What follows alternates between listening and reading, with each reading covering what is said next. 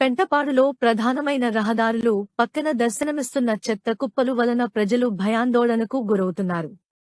ఇప్పటికే గ్రామంలో కొంతమంది ప్రజలు వివిధ అనారోగ్యం రుగ్మతలతో బాధపడుతూ వైద్యం కోసం ఆసుపత్రులు దారిపడుతున్నారు. ఇన్ఛార్జి డిఎల్పిఓగా పెంటపాడు మండలం అభివృద్ధి అధికారి వ్యవహరిస్తుండడం గమనార్హం. ప్రస్తుతం పనిచేస్తున్న కార్యదర్శి గ్రామంలోని పారిశుద్ధ్యంపై దృష్టి సారించకపోవడంతో పాటు వ్యక్తిగత ఆదాయానికి ప్రాధాన్యత ఇస్తున్నట్లు పలు ఆరోపణలు వినిపిస్తున్నాయి.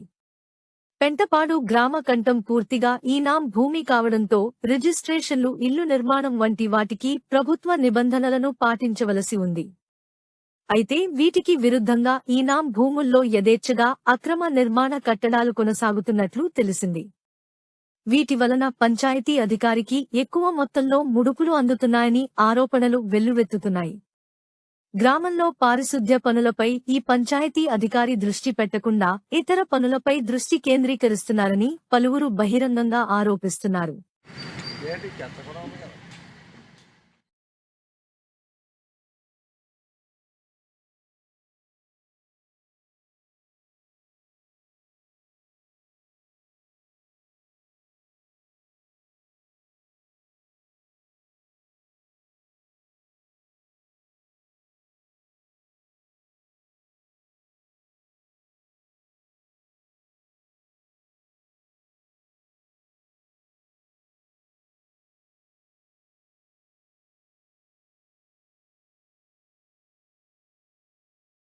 ఈ పంచాయతీ అధికారి ఏ పార్టీ అధికారంలోకి వస్తే ఆ నాయకుల చుట్టూ ప్రదర్శనలు చేయడం ఈయనకు పరిపాటిగా మారింది.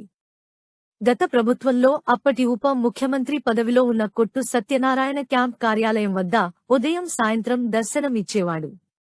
ఈయన డ్యూటీ కన్నా రాజకీయ నాయకులను ప్రసన్నం చేసుకోవడమే ఈ పంచాయతీ అధికారి దిన చర్యగా మారింది.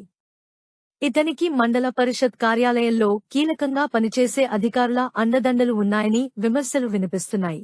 ఒక పక్క రాజకీయ నాయకులు, మరోపక్క అధికారులు అండదండలు ఉండడంతో గ్రామంలో పంచాయతీ అధికారి నిర్వర్తించాల్సిన విధులను నిర్వర్తించకపోవడం వలన గ్రామంలో అపారిశుద్ధ్యం తాండవిస్తోంది.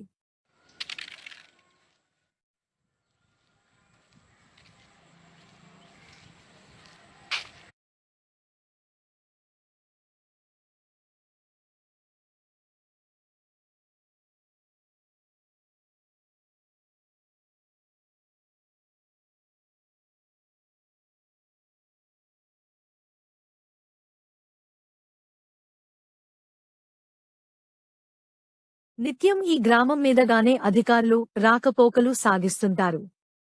గ్రామంలోకి ప్రవేశించగానే రోడ్డు పక్కన చెత్త కుప్పలు స్వాగతం పలుకుతాయి.